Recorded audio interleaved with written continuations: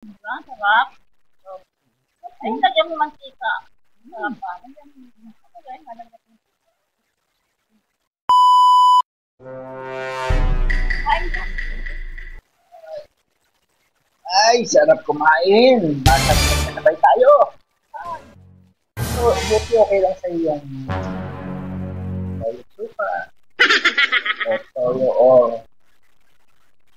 mantika.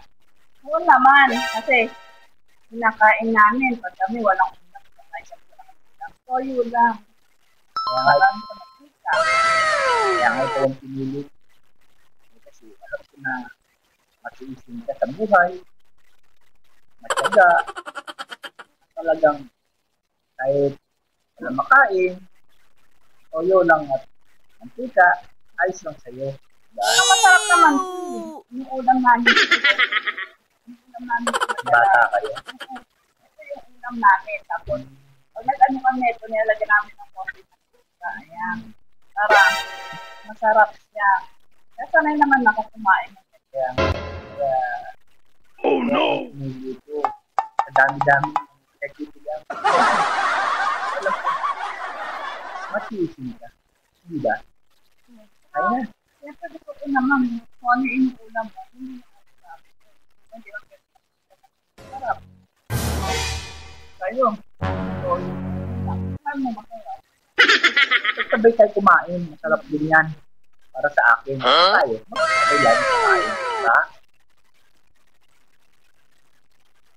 Oh no! Masarap na eh. Talagang solid ka naman dito. Yeah. Kahit wala ka ng ulam, basta ito lang. Tapos makasanay lang ka. Oh no! Kuha naman. Nagyan mo, dagdagan mo sa mga Yan. Diba? Mantika.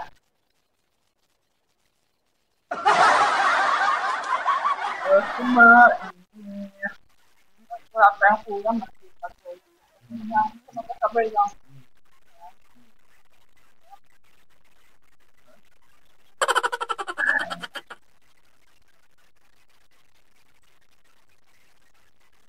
Hindi mo ang puso, paano sarap ng palasa.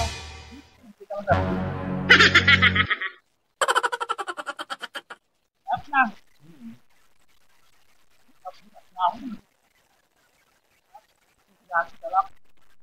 Ayun lang. Handa na ako kumain.